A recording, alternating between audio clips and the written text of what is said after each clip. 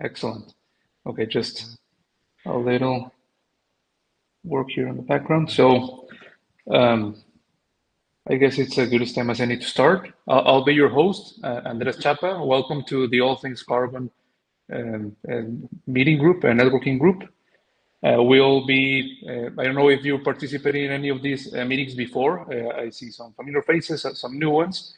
We'll just do some general introductions, and you can just tell us a little bit about yourself, what you're working on, and once we get everyone to introduce themselves, I think we're 9 people. It's a small group, so I think it'll be plenty of time for everyone to get a decent conversation in. 9, 10 people, that's good.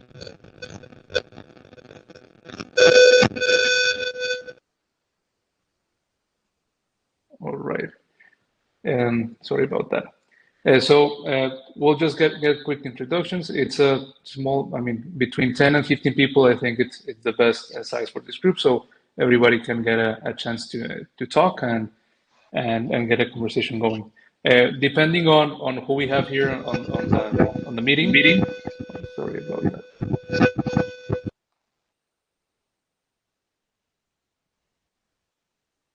Okay.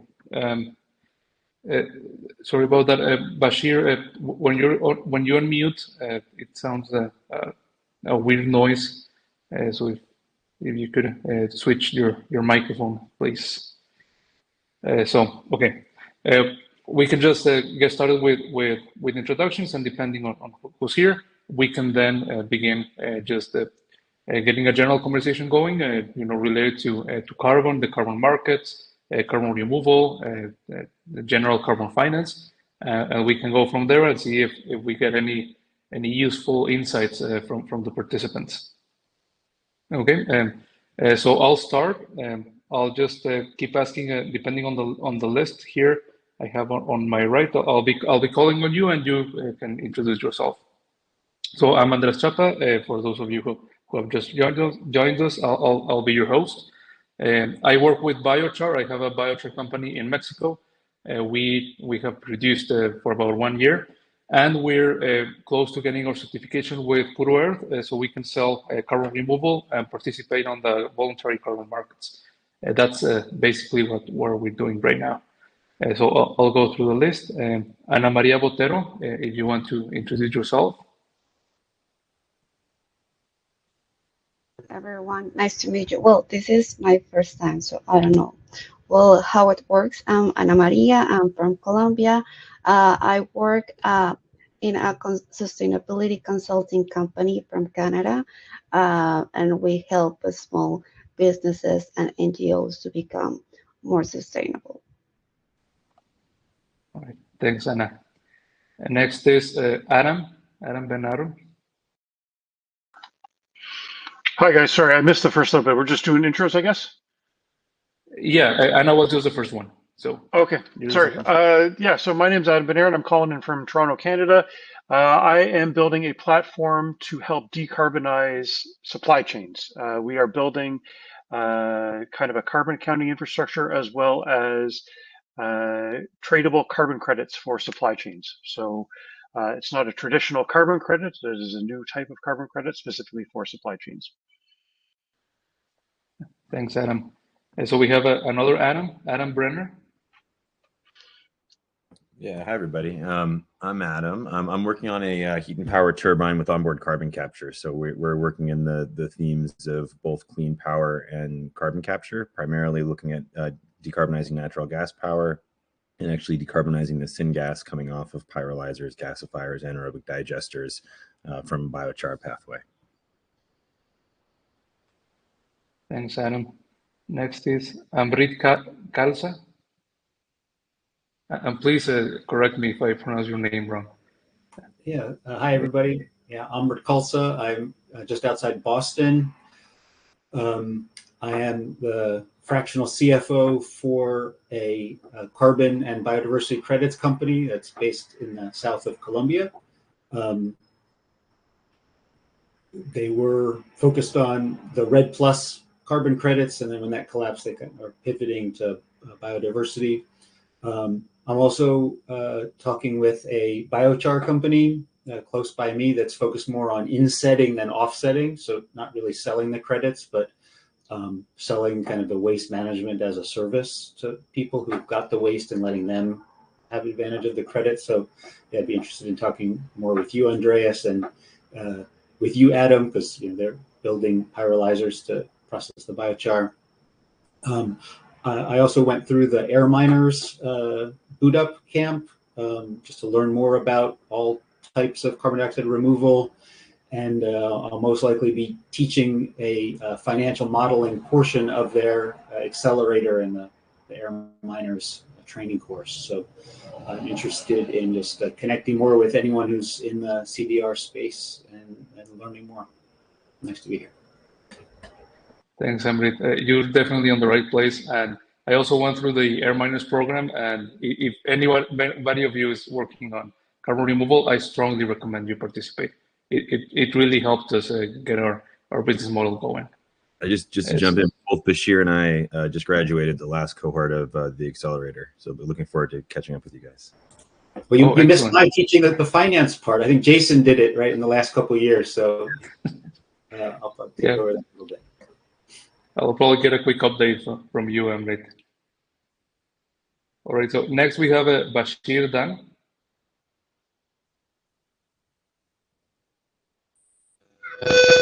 Hey, am I audible?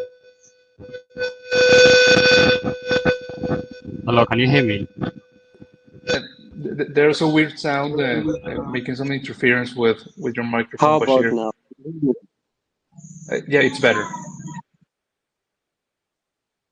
Yeah, I think we can hear you now. And I found out. Can you hear me? Yes. I think let me try reconnecting again, and maybe I'll go next. I hear you perfectly clear. What? Now, at first it was not good. So yeah, sure. So I'll go ahead and so my name is Bashir Dan, and I am the founder of Stack Carbon. We are a CDR startup, and we are working on enhanced rock weathering and biochar in Uganda. And so far, we are doing a pilot project on enhanced rock weathering here in Uganda in collaboration with smallholder farmers.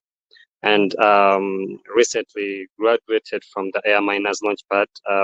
Adam just mentioned that Adam was, we were both there, and yeah, and open to learning more from the rest in here and collaborate perhaps. Right. Thank you, Bashir. Nice to see another fellow Air Miner. Next, we have Dorian. Hi, everyone. English It's, it's good to be here. Some of you, I think I may have met before. This is my first time, though, in this carbon finance forum. So I'm a materials scientist. I've participated in a few of the other forums relating to sustainable manufacturing. I've been in the field for 20 years, working as an academic, a researcher, and as a consultant. And right now I'm looking to help material startups basically develop sustainable materials and processes, explore opportunities for circularity. And I'm really interested to see how I can partner with carbon offsets, partners who have experience with carbon offsets to help basically generate carbon credits from creating these partnerships that allow the use of either fewer materials or more sustainable solutions, extending to things like biomaterials in construction and more efficient energy materials. So I'm really looking for partnerships and also looking to learn a lot about how this whole basically generation of these carbon credits can work to help catalyze this sort of activity. So yeah, really here many to learn from all of you. And if anyone has any materials questions, or I'm very happy to help on a pro bono basis as a consultant. So thank you. Thanks, Dorian. And I'm sure many of us are working with circular economy. So maybe that can be a good topic once we finish the introductions. So next is Francine Lumiller. Yes. Hello, everybody. I'm Francine Lumiller, and I'm in Denver, Colorado, and I am the client and investor relations for Carbon Pura, who's a project manager that's working on a very large carbon offset project in Africa with many countries onboarding and just creating quite a stir because they have a very large, they're leading with a humanitarian and conservationist approach. So doing it very different, really setting the bar, planting 1 billion trees in 5 years in Ghana initially is where they will begin. And then there's also a lot of additional SPVs attached to that with soil remediation. We do have a partnership with large biochar companies. So always open to do new technologies, building clinics, renewable energies, wastewater management, remediation of mining sites, ocean cleanup. There's a lot of different pieces to this project. So yeah, right now we're finishing off a capital raise, and one of the objectives is to bring the opportunity to the smaller investor. And my background is in the financial markets and also in crypto. And I have a community of people as well that we move into different projects. This is where my passion lies. And so there's, opportunities for just to raise awareness. We want to create a movement. It's called Green Shield, and just help people earn a return, but also know that their money is doing something that is really phenomenal. So. Thanks, Francine. And next we have Harshdeep Singh.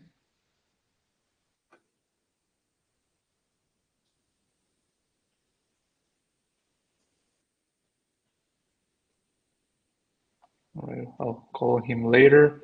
Next, it's Michael Landmeyer. Yeah, I'm Mike Landmeyer. I'm a retired engineer living in Salt Lake City. I'm developing a radically different CO2 capture chemistry that will dramatically improve both CCS and DAC. So I'm working on the prototype right here at this time. All right, excellent. So with both low and high concentrations of CO2, that's I'll be very interested to learn more about it. Let's just continue with introductions. Next we have Omolana McLeod.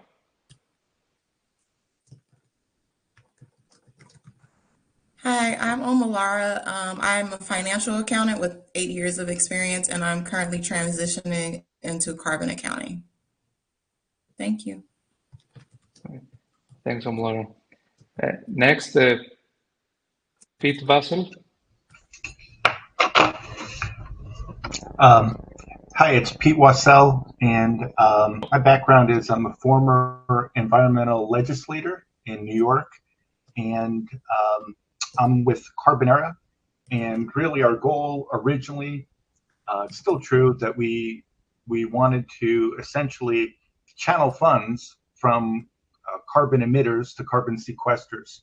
And so we pulled problem statements from mostly forestry companies, but we also looked on the polluting side, the emitters, transportation companies, oil and gas, cement companies, that type of thing, and put together a marketplace for carbon offsets. So in California, it's a compliance market, and there's a system in place in order to transfer carbon, but not the financial side, not the marketplace side. So we're kind of the eBay for carbon offsets in California.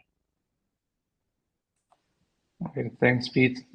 So yeah, I mean, the voluntary carbon markets are very interesting in this space. Let's get money from the polluters to the people actually cleaning up. So next, it's Philip Hansen.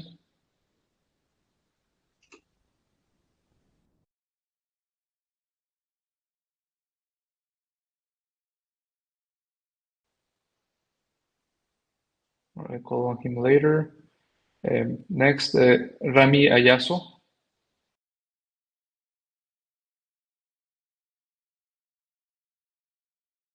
Hello, is my voice clear? Yes, all good. All right, good. Yep. Hi, everyone. I'm joining here mainly as a potential prospect member of the Forward community in terms of planning and managing for events. However, I'm also a pretty passionate researcher for the decarbonization of the built environment. So I focus on matters to do with, how we decarbonize buildings in terms of both the design and the construction process.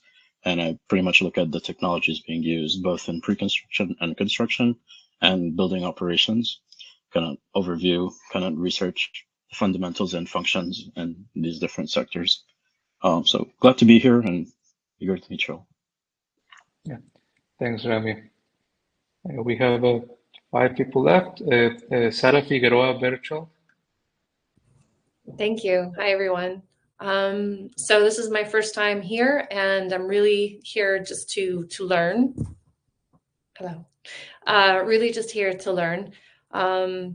My background has been in design, both industrial design as well as designing interface for SaaS products. And so I'm here to learn more about the space as I transition from something that is not has anything to do with climate, so that I can do well for my son and his generation.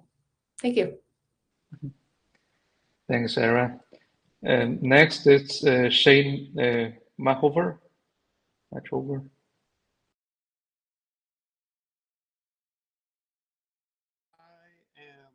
I worked on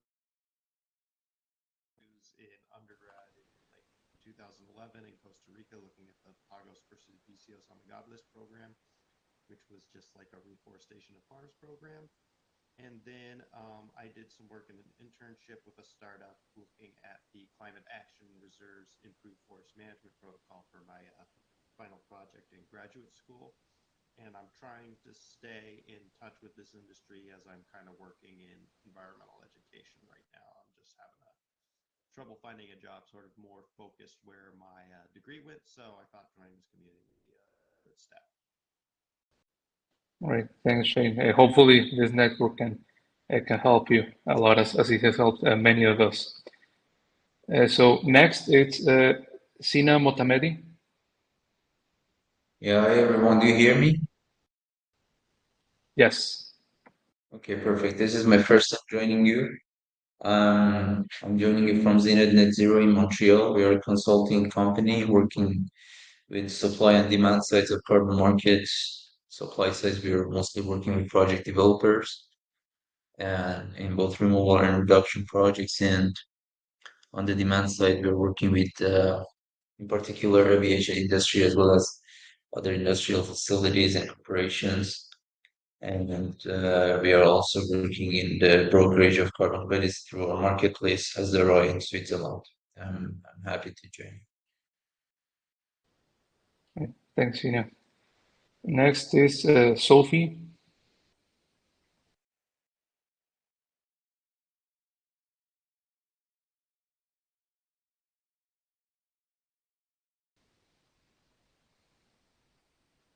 Okay, we'll call on her later.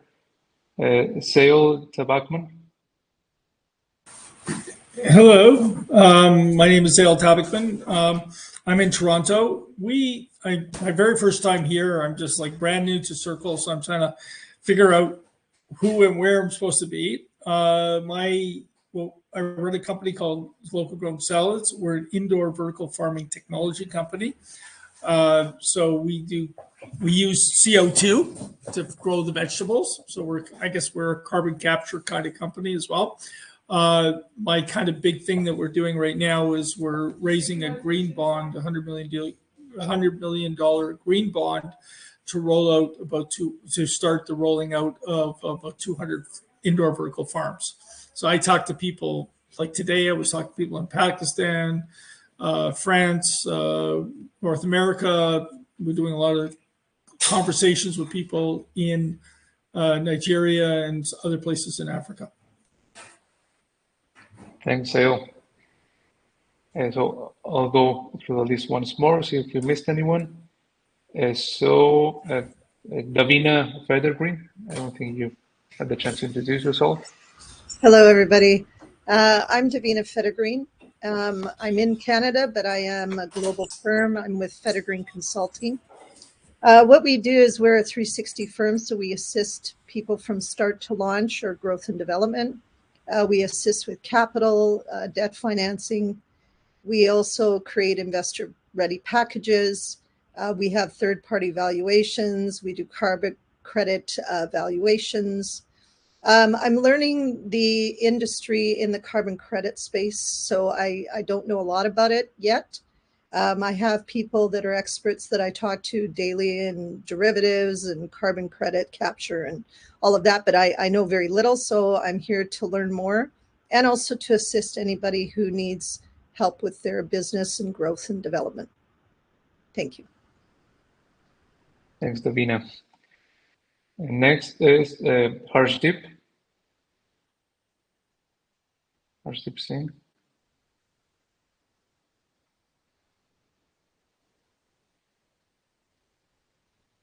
Okay, next, Irvin Pinto. Yeah, hi, my name is Irvin Pinto, and I work for a startup called Global Missionary. We're actually working on like decarbonizing the construction industries, presently the roadway industry. We do recycled roadways, just one of like many areas we plan to expand into, and we just sold our first ever US-based carbon offsets for the roadway industry. It's my first time here, and I'm looking forward to like networking with everyone and seeing what everyone's up to and looking for like new networking opportunities and people that I can connect with on behalf of Global Missionary, and like work with, because we're always looking to partner with people with interesting carbon capture and carbon reduction ideas. So yep, that's me in like a nutshell, and I'm looking forward to getting to network with you guys. Thanks, Irvin. Next, Paul Brysek. Yeah, hey everybody. Hey Andres, thanks so much for having me. So yeah, my name is Paul Brzyk. I'm the CEO and founder of Carbon Sustain. Carbon Sustain is carbon emission accounting and AI-driven insights as a service for medium businesses. So we're actually got hired by UC Berkeley Haas. I just got my MBA from there, and we're a Berkeley team. And we're hired by Berkeley Haas to compute the carbon emission associated with their food and beverage. So we're looking to go do more things for the university in terms of carbon estimation and accounting. We're also working on the blockchain side to offer high quality carbon credits. So we're building a proof of concept on XRPL Ledger, and we're working with a boutique farm in Brazil that verifies the carbon credits through satellite data and also IoT to ensure that they're high quality. And then through our website, we just allow customers to buy those carbon credits with a credit card. And on the back end, we handle the blockchain complexities with the wallet and everything like that. So we have some definitely interests in the Web3 space for the refi, regenerative finance, and we are putting a proposal in to do the estimation for ETH Denver next year. So we're really excited about that. And I'm over here in Berkeley, California, and I'm one of the also city leads for Forward. So yeah, we're definitely just looking to connect. We had a whole bunch of interns. We were at Skydeck, so very plugged in with the entrepreneurial ecosystem with Carbon Sustain. But yeah, we'll be looking to get more serious about financing and customers coming here in fall. So it'd be great to connect. Thanks for having me. Thanks, Paul. So next, I think it's the last one, Paul Gorin.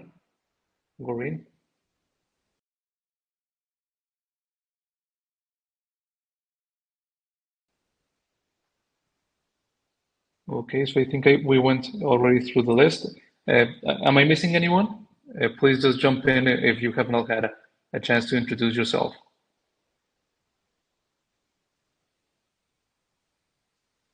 If not, then I think we can just go straight to the topics.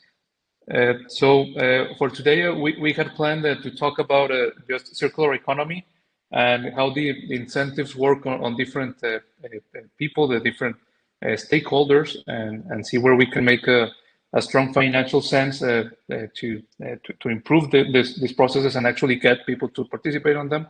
However, I mean, the floor is open to anyone. If this meeting, the main goal is for you to get to know each other and to get another meeting, a further meeting outside the network, just because it's interesting to you or important to you, or you can make maybe some business or projects or activism together. So, for example, if any one of the participants has a question for another one of the participants, and now's the time, and we can just jump in the conversation just whenever. Any volunteers? I think that, sorry, Zagel's raised his hand. So, as I said, I'm an indoor vertical farming company, and I know we keep hearing about carbon credits. I have no clue how I can make money with carbon credits, include carbon credits, or any way, shape, or form. So basically, we take carbon, we take seeds, we grow plants, and those plants, of course, use carbon. We actually would like to suck in CO2 because it helps the plants grow quickly. So I don't really understand how the world of carbon credits would be useful to me, and should I include it in anything when I'm talking to anybody about what I'm doing. In our Green Pond framework, we don't mention carbon credits at all, but I think it might be something of interest. So if anybody can just teach me, I'd appreciate it. Yeah, I'm sure there are a couple of them. First, I think you need an LCA. I know that many of the participants here, if you want to just reach out to Sale, it'll be great, because I know that many people here can do it. I have a question who he's using for the green bond. Do you have a financing partner? Sale?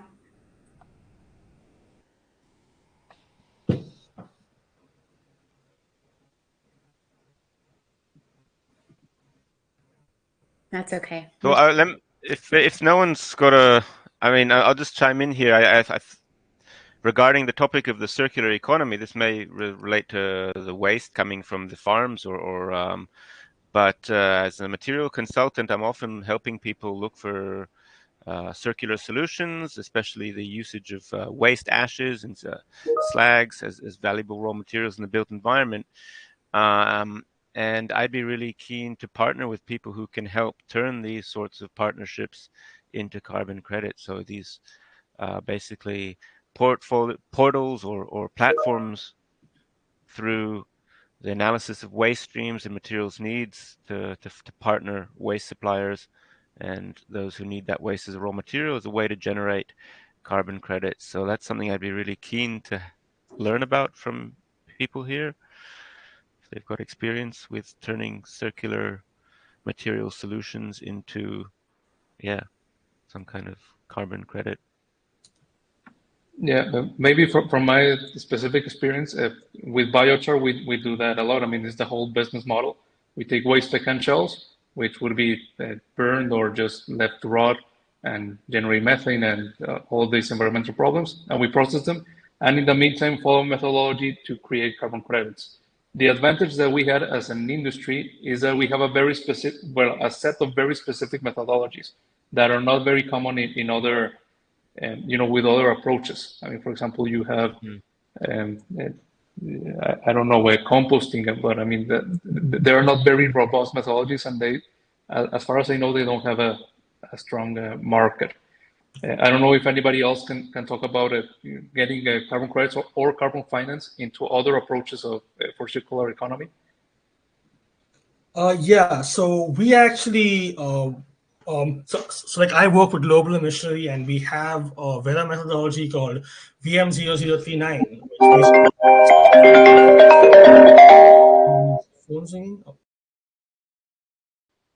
Sorry about that. I muted everyone. So, Irvin, I think you're on mute.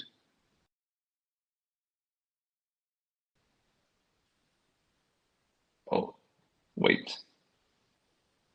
I just put everyone on mute just for a short while. Irvin, can you unmute yourself?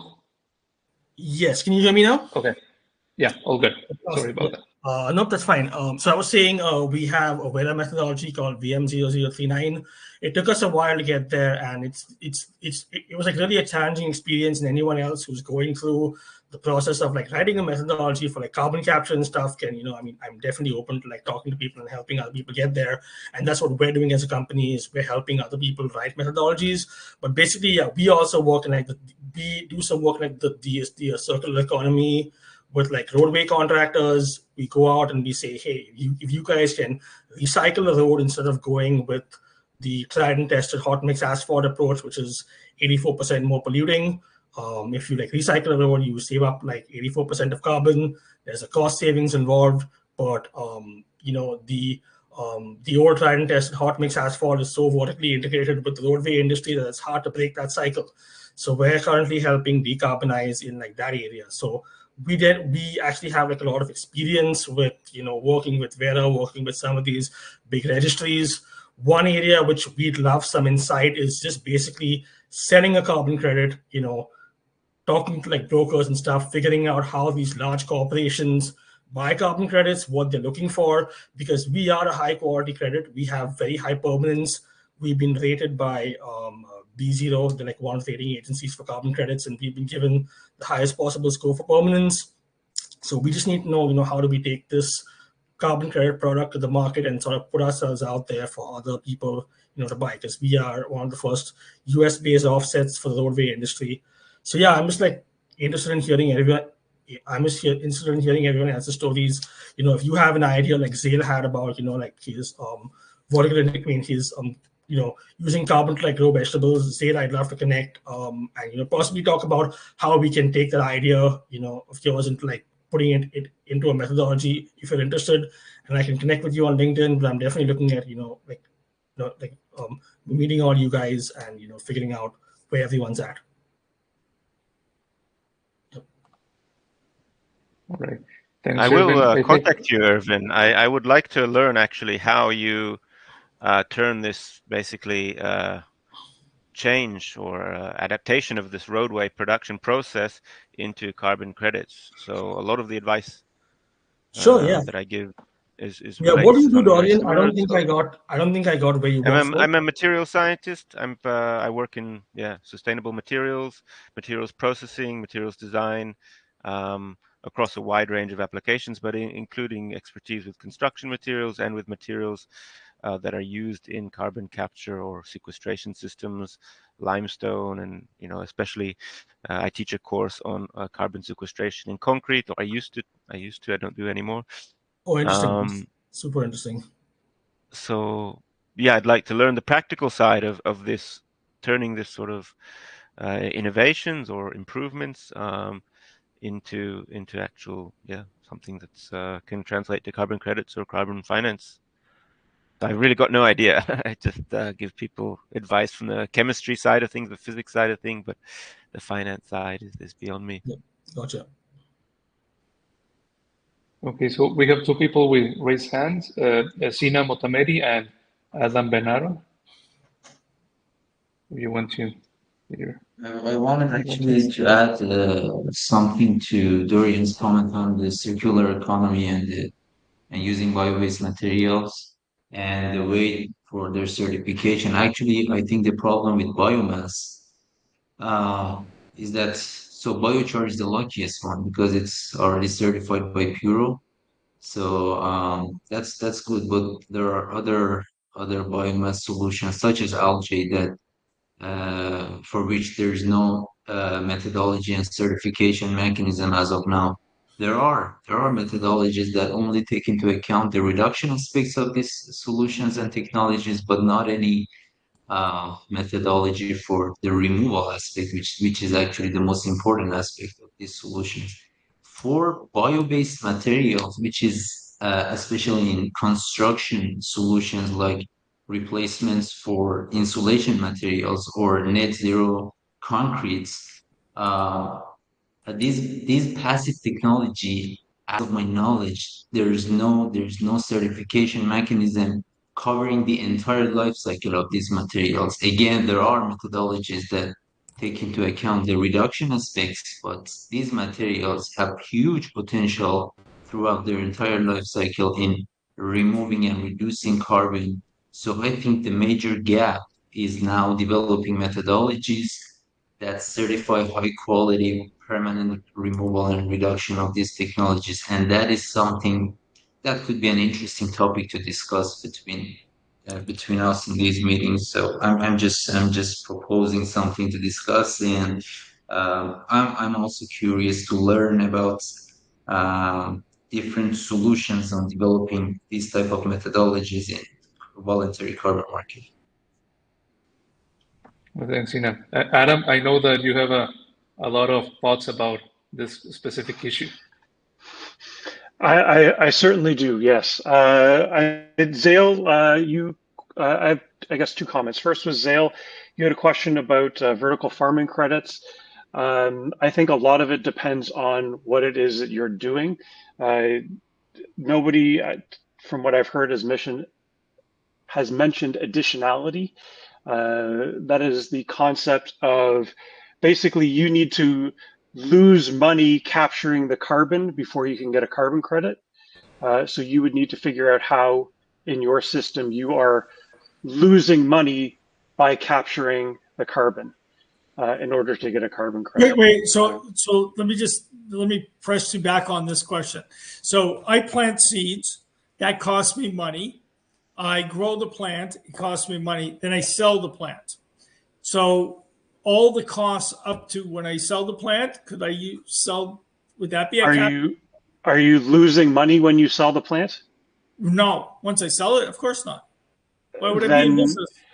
Then conceptually, it would not be eligible for a carbon credit. There might be something in there, but just as like a broad stroke, and maybe somebody who's a real expert in this might be able to tell you specifically, maybe somewhere in the process. But overall, the idea of a carbon credit is you need to lose money, and the carbon credit offsets your loss of money. It doesn't offset the cost. It's not a cost driver. It's a loss. Mm-hmm. So like I have an expense, right, which is growing the plant and buying the carbon, but that's an expense. But as far as I know, it's the process itself needs to lose money in order to be eligible. And I'm not sure. Yes. It might be specifically different for your case, but yeah, I can hear somebody else chiming in that's kind of the same case. But you generally, like tree planting doesn't make somebody money. Sucking carbon out of the air on its own doesn't make somebody money. But if I sell the lumber of the tree that I grow. So I think the idea. Oh, go on. Sorry. If you're cutting down the forest to sell it, it would need to then take into account like what happens with the lumber, because that carbon is going to be released at some point. So it all depends on what happens in the process. That's the point, right? So if you just grow trees and the trees never get cut down, you're not making any money off of it, which is where the carbon credits come from. If you're growing trees to then sell the trees for firewood, that is a totally different process, a totally different business, and totally different carbon credit worthiness, if that makes sense. Excuse me, wouldn't it be R&D? Wouldn't that be more on the carbon credit, because you're not making money off of that? You're losing money because you're putting money into the R&D, no? I'm not sure if I'm following what you mean. Not exactly. When you're doing research, when you're doing research and development on a project initially to create this carbon credit or create a sustainable product or whatever the case may be, would that not be more of a carbon credit? Divine, I think I know where you're going, but can I weigh in with just the introduction? So think about boundaries is really important as you strip across insetting, offsetting.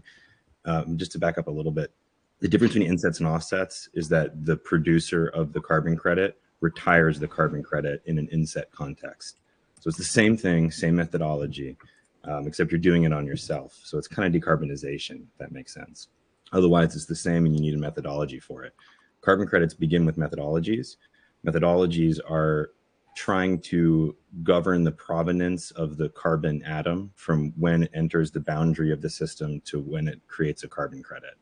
So you have to deal with the actual carbon, which is why R&D is not, it's in, that's the challenge a lot of us have, and getting research dollars for technologies that we're building that will do a thing.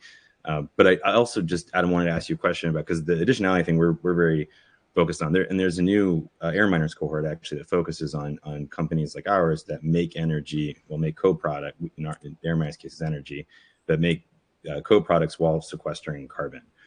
So this is something that, not additionality, but financial additionality, which is the comment that why would I give you a carbon credit for something if it would make money anyways?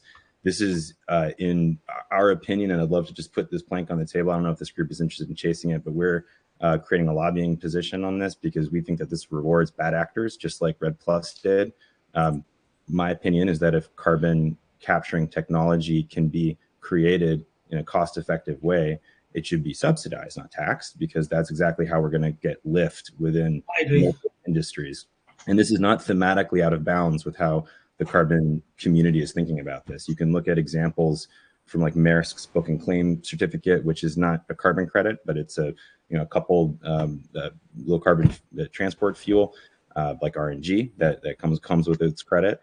There are the ways around financial additionality is basically going back to boundaries. It's where you draw the system boundaries. If you're the new isometric biomass with energy methodology, it is drawing a boundary on a grid that you sell energy back into. As long as that grid has a cap and trade system, you can get around financial additionality by saying that your project is offsetting emissions within that bounded grid, so long as you're not able to actually be regulated into doing it. But in the shipping industry, you can be not regulated into a decarbonization, generate a carbon credit, and then that carbon credit can be retired by someone else within the system, whether or not they're regulated into it. So in all of these cases, and we're trying to understand this with all of our resources, it is a moving target. Methodologies are being created and no one really has it figured out. But I would look at the book and claim community as a really good source from the heavy transport industries. Who are kind of doing this as a means of decarbonizing an entire platform versus, I think, the softer, frillier, like I'm making a carbon credit over here and selling it to a polluter over here. There's a lot of noise in the environment that, in our opinion, kind of misses the brunt of how do we decarbonize hard sectors, because there's going to have to be, decarbonization in as an inset context and then also as an offset. Sorry. Yeah, so I think you brought up the point that I didn't eloquently express, which is, yes, there are quasi-fringe cases that I might call it, where, as you kind of mentioned, within certain industries where certain other frameworks apply, but as generally additionality is required for offsetting. And then I guess you also touched on another point, which was insetting. There are two different versions of insetting. Which is similar to what it is that you were talking about, Adam, sorry, is that there's insetting, which has very similar frameworks to an offset. It just happens to be done by somebody within your supply chain. So somebody plants a tree on a farm that you source from, and that is, because it is in your supply chain, it is not considered an offset, it is considered an inset. There's also the case where somebody makes green concrete and you put that green concrete into your building. That is also an inset. And it would not necessarily qualify as an offset, depending on how it's made, right? And there's different rules that go around that as well. And that's, I guess, where we are working in insetting, and as it relates to circular economies, because circular economies are all about supply chains and value chains, where things come from, where things go about. Is it tracking the carbon throughout a value chain and trying to see where that carbon goes and associate value with reductions in carbon within a value chain, whether it's low emission versions of a product, different technologies, whatever it happens to be, but it's basically reducing emissions within a supply chain, as opposed to generally offsetting is removing and reducing emissions unrelated to a supply chain. Sorry, that was quite interesting what you said, Adam. Does this mean, for example, if you take the tile supply chain, if somebody's making, let's say, biogeocemented tile, so using bacteria instead of cement, or instead of firing the clay to cement their tile together, it may be more expensive. Their production is slowed relative to if they had a kiln. Does that mean their reduced production capacity or increased production costs would, relative to conventional materials, would qualify them for an offset? I don't, Adam, I'd be curious your opinion. I don't know that the qualification of it's more expensive, like loses money. That's not how we're thinking about it necessarily. Like in my own context, we're building a cheap unit. It's designed to be cheap so people can afford it. And it also does cool stuff. For me, it goes back to what I've said, LCA. Like it's just, you have to figure out what the delta is within the system. And then the carbon crediting, there's a lot of different opportunities for it. But if you're ever going to mint and sell something, you need a methodology by third-party verification. You need a buyer that's willing to buy it. And you need a seller that can basically do the assurances that the buyer is willing to provide. So in your thought box, you can think about like buyers being Norway or Microsoft, savvy but flirtatious. They'll buy a lot of stuff. But Microsoft's 50% of the market. 87% of that market is biochar. Think about that. 87% of the market is biochar. So all of the newfangled stuff that we're doing and talking about just doesn't have a methodology yet. So you can track Puro and isometric. Vera is a laggard here to figure out what's new and interesting. New and interesting is engineered carbon credits. A lot of mineralization stuff is being forwarded, which includes concrete and more enhanced rock weathering. You just need to. Yeah, they're both related. I mean, recycling concrete, disposing of concrete is weathering. It absorbs carbon dioxide. But it needs to be specifically done in a methodology. So if you go and look at the methodology that Isometric is working on and released around mineralization, it needs to be included within that. Concrete is most certainly something that's going to be a sequestration credit, Carbon Cure being funded and purchased by Microsoft. Part of that's for that reason, but you can't double count. So if you're using it as an inset, you can't sell it as a material offset to somebody. You have to. Adam, what about hemp? I have a lot of clients that are developing like hemp flooring, hemp batten, things like that. A lot of cool stuff about hempcrete and stuff. I just haven't seen a methodology for it. That's like you're looking therefore for. I've seen biochar methodology in mineralization, which maybe could be a hemp route.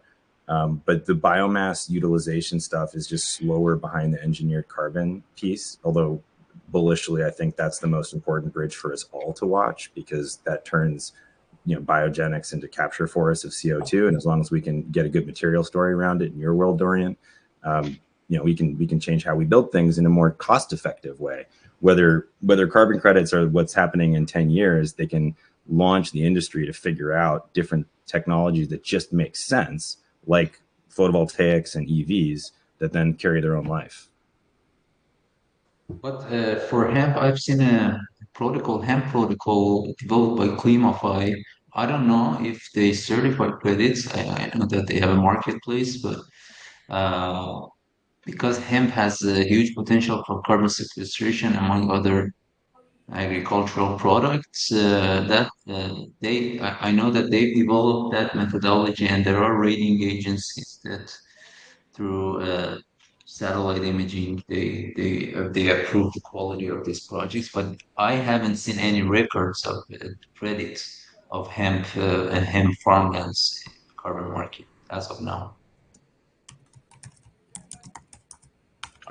I think generally they need to figure out what to do with the hemp, because you can't just grow hemp and get a carbon credit, because it doesn't have the lifespan of a tree.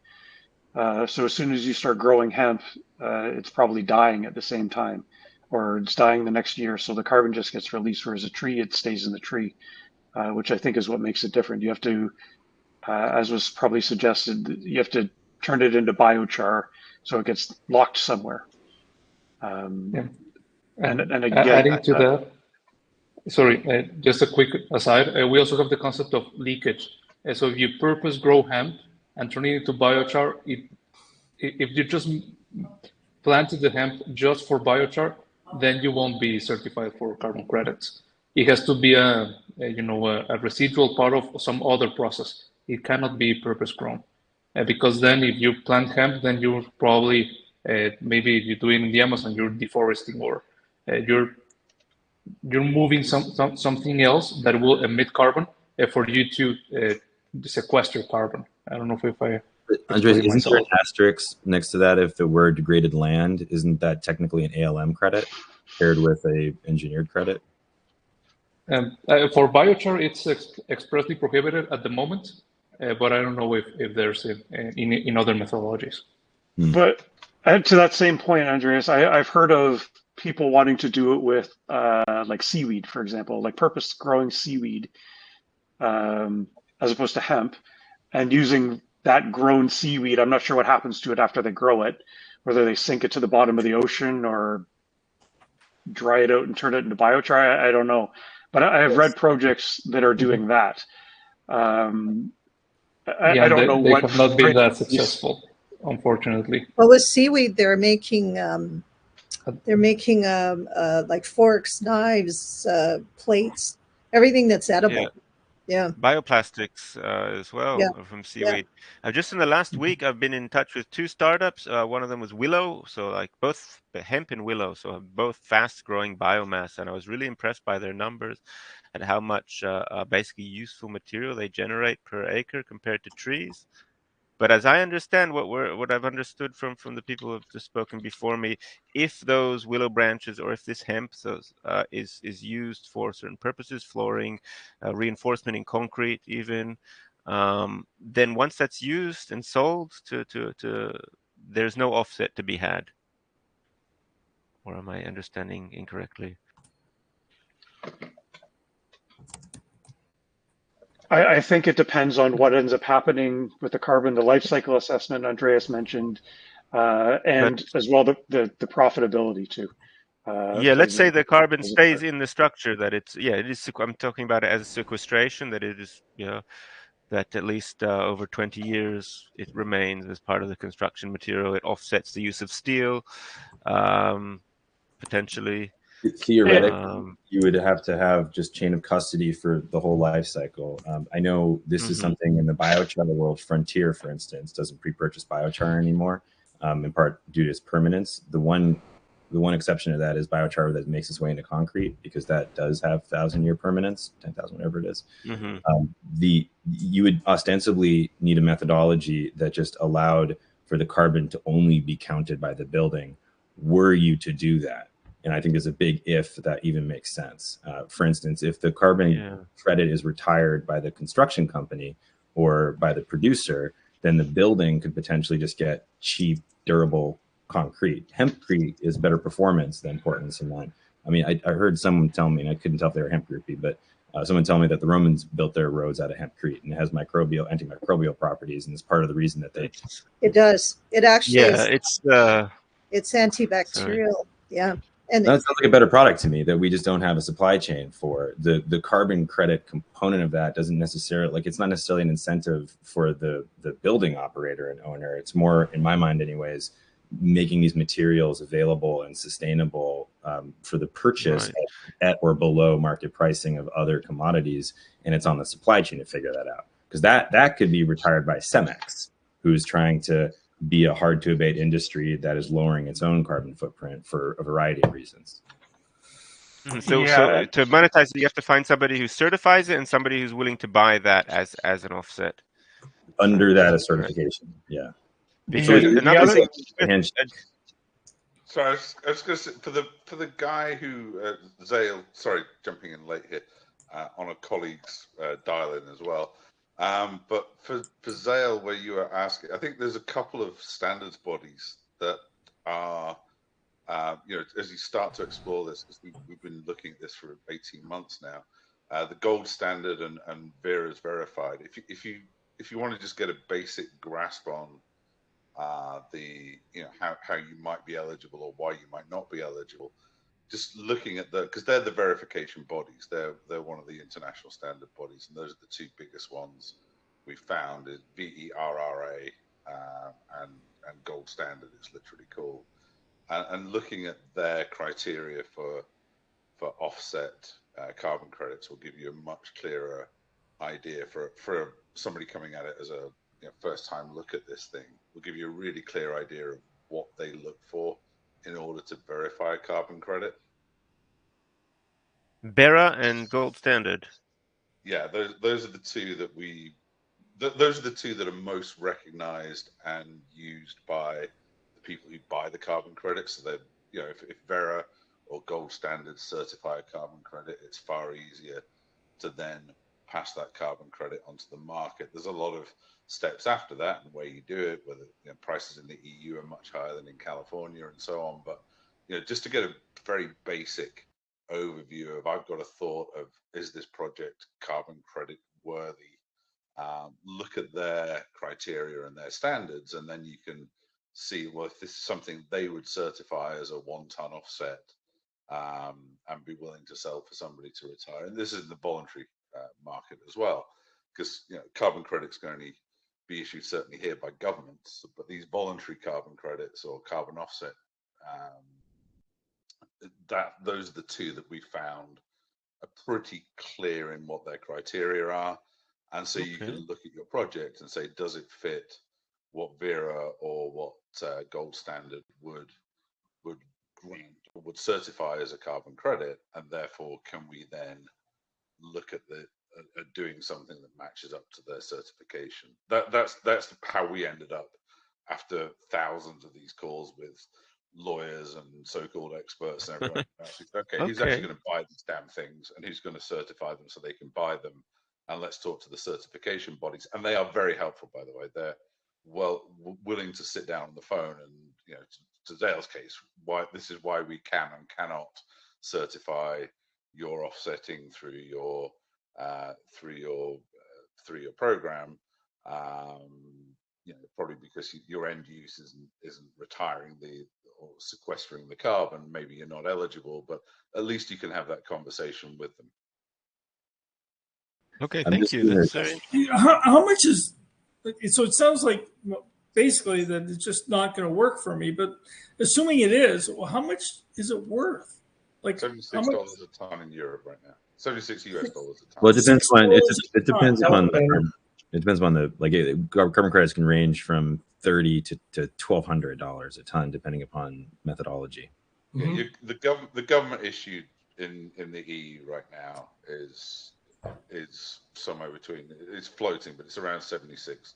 85 in the US under IRA for permanent sequestration, 60 for enhanced oil recovery. But you're not going to be in either of those. Zale, I'm just doing a quick goal. I don't think you're going to be helped with vertical farming. I don't see any methodology for indoor stuff. I don't even see how to make money at this thing. I mean, 60 a ton. I mean, I'm getting $60 an ounce for microgreens. Why the hell am I even going to bother with this stuff? I think the other participants, right? It doesn't really apply to or really help.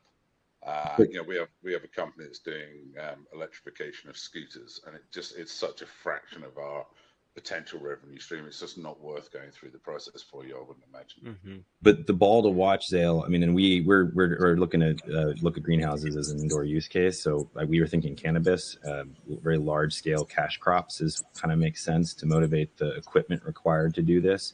But even if you just think about putting an air separator next to your unit, no matter how you're getting your CO2, you're probably buying it. But if you're getting an air separator, you have potential CO2 and nitrogen on hand. That becomes interesting from an indoor purpose. You'd have to, and I'm interested in doing this, but it's a couple of years off for where we're focusing. You'd have to create a methodology that demonstrates the end life cycle of the CO2 you're capturing. So where do you get it from? Ideally, you're getting the CO2 from your gasified, cuttings, which is part of the reason lettuce isn't that great for this, because you don't have a lot of biomass residue to turn into basically power and CO2 that you can recycle.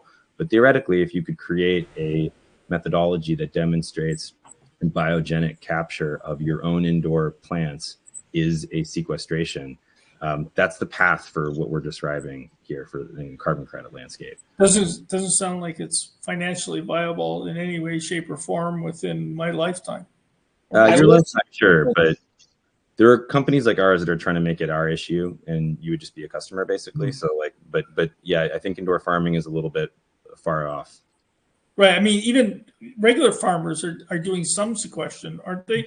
Like Regular farmers get soil. That's what, and unfortunately, regular farmers are not being helped by the markets. No one wants their credits right now. Okay.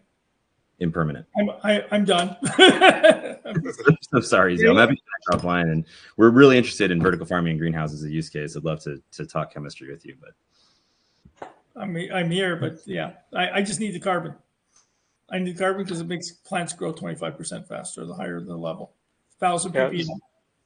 Zale, the one other thing that I will say on this is a lot of grocery store chains are looking to reduce their supply chain emissions. Again, that's kind of where I'm working in. And you need a life cycle assessment to figure that out.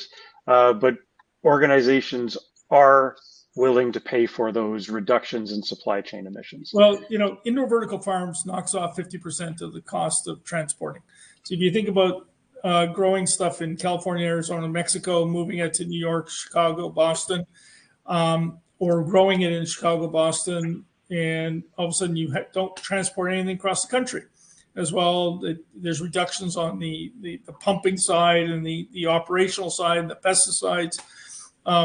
I don't know if this fits in, but 15% of the world's natural gas is burnt to create fertilizers, and about 66% of most fertilizers never actually make it to the plant, which means that about 10% of the world's natural gas is burnt and wasted. Indoor vertical farming, of course, means that everything gets to the plant. You don't lose that 10%. And then for sure. Organic sources of nitrogen. Yeah, and those emission reductions are the sorts of things that net zero companies are looking for. So an option for them is to buy offsets. Another option for them is to reduce it themselves. And a third option is to reduce it within their supply chain. 85% of emissions for most companies is within their supply chain. So if they're a net zero company, 85% of their emissions are coming from people like you. So they're trying to figure out how do we do that? And there is a lot of money going towards reducing those emissions. I can sell them arugula. They don't have to ship it.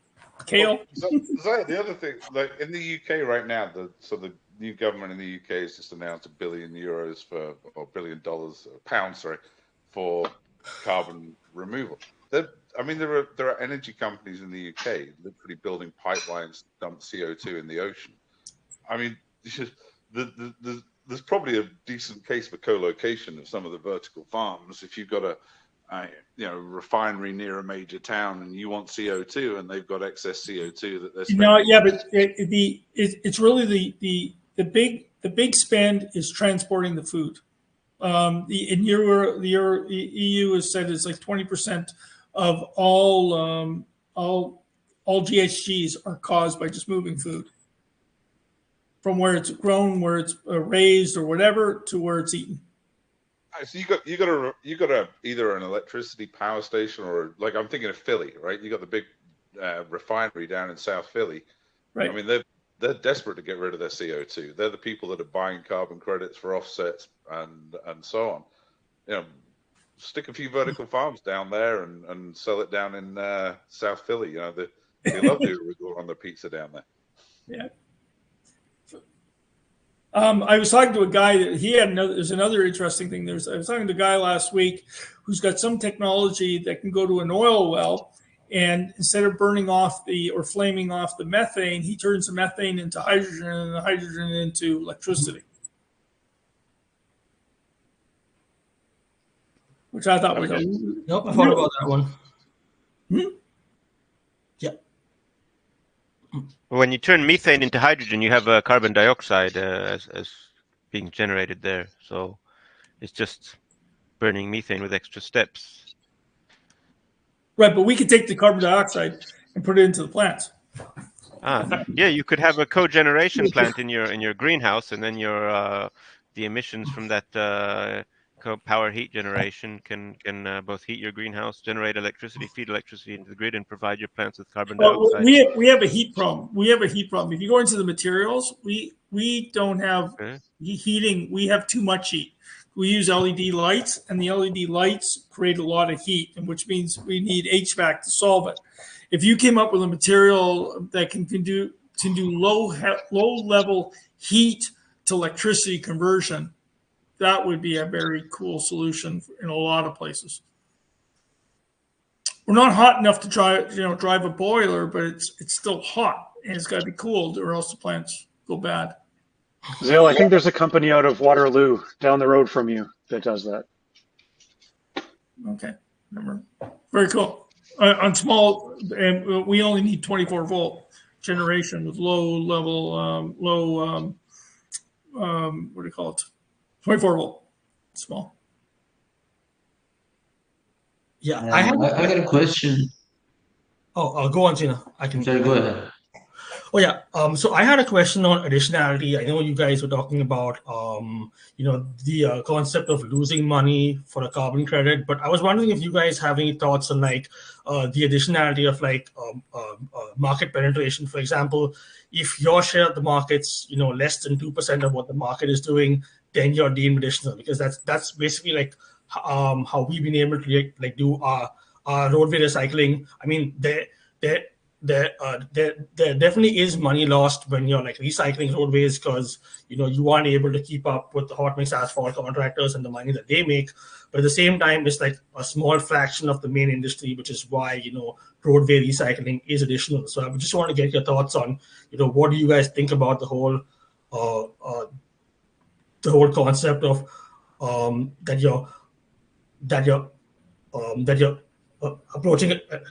you're approaching additionality from a threshold of only 2% of the market penetration.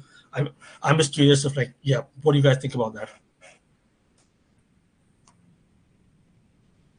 I don't know if the size of your market or your relative size compared to the market has anything to do with it.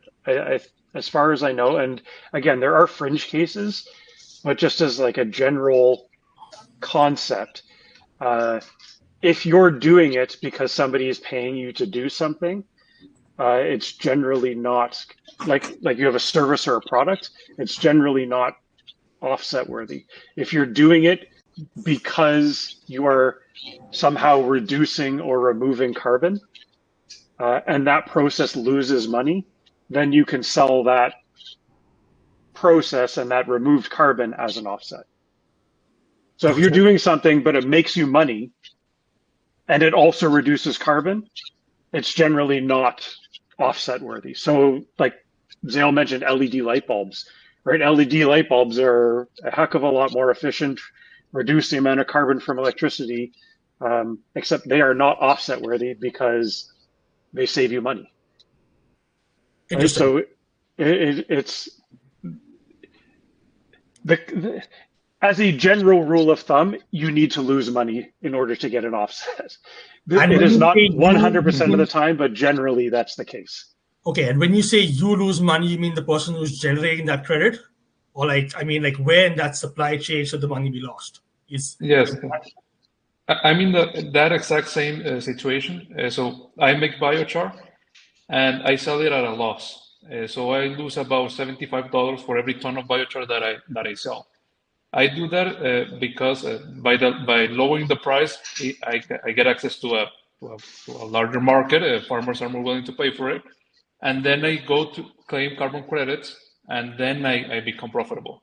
But if my biochar were of such a high price that by selling to farmers I'll be profitable, then carbon finance really wouldn't change the equation. I should keep producing biochar just as it is because it's a good thing and I can survive with it.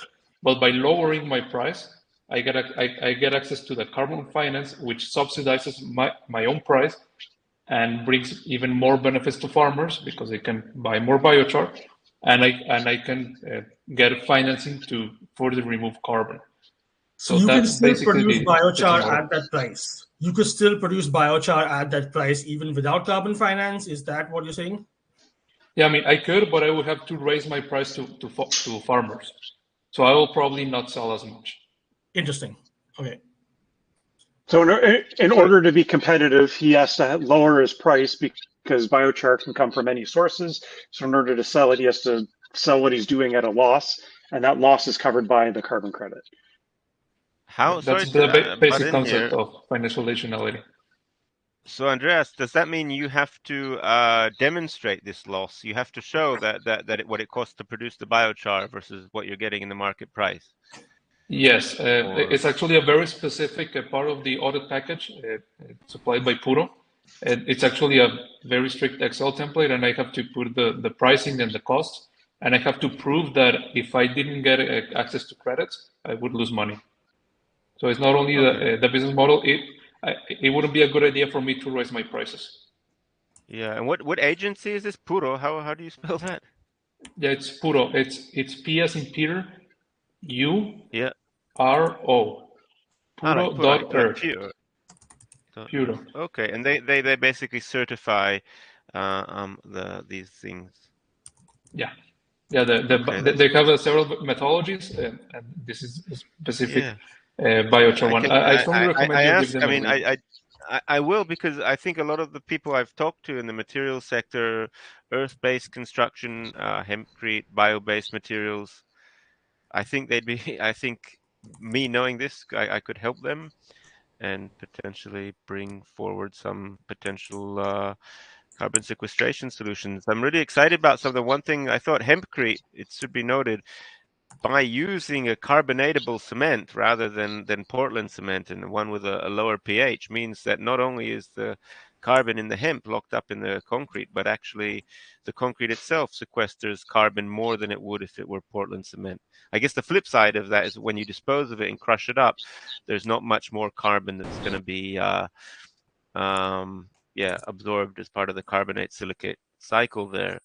So I guess, yeah, it all depends on the boundaries of the method of the analysis. And I've done a lot of LCAs in academic contexts, as well as with some small startups. But from what I've seen with LCAs, they're so nebulous. You can tell any story you want to. I don't think, is it even relevant for a materials consultant to come say, I'm going to do an LCA, when it really should be done by some sort of external governing body. Well, I mean, DLC is still useful, and Puro also has a carbonated building elements methodology, so that's probably something that'll interest you more. But I mean, they're very interesting reads. I mean, I don't do it because I'm a biochar carbon removal nerd, but yeah, they tell you with a lot of details and the reasoning behind why they operate the way they do. Okay, that's great. If I can just summarize, the only way that a lot of these businesses operate is because of some credit that somebody else wants to buy. So the biochar by itself isn't a valuable enough product that it could be manufactured and sold and make money. And unfortunately, no. Well, welcome to No, Tesla. the costs are too high. So Yeah, I mean, sounds like it's the a common American business. farming. Sounds like the American corn system. It's like a farmer makes money on corn because of all the subsidies they get, and the fact that the ethanol guys have to use ethanol, and the whole market's screwed up. It's not like a normal market of a product that's valuable. People pay for it. Yeah, it's screwed up, but in a way that is designed to bring many benefits. For example, if I keep creating biochar, I'm reducing waste from my biomass supplier, and I'm also improving the soils of my customers. So it is a skewed market, but with many co-benefits, and that's why people are willing to pay this carbon finance. And this is not governments. I mean, biochar. I mean, as far as I'm concerned, basically no biochar company receives government subsidies. This is all from the voluntary carbon markets. You're still better off selling your microgreens out than trying to make any money out of sequestering CO2 in greenhouses. Yeah, if it works, stick with it. Or maybe talking to Adam about growing weed in there as well, if you're in a deregulated country. No, weed. There's no money in weed. Everybody here probably eats a couple of pounds of vegetables a week, and I bet you even the hardcore guy only smokes a couple of ounces. Very cool. Thank you, guys. I got to go. This has been amazing. Thank you very much. Yeah, glad to have you, Sale. So I think this is a good time to end. So you have my contact. I mean, we'll see each other in 1 month. We have Sowmy hosting, and then in 2 months I'll be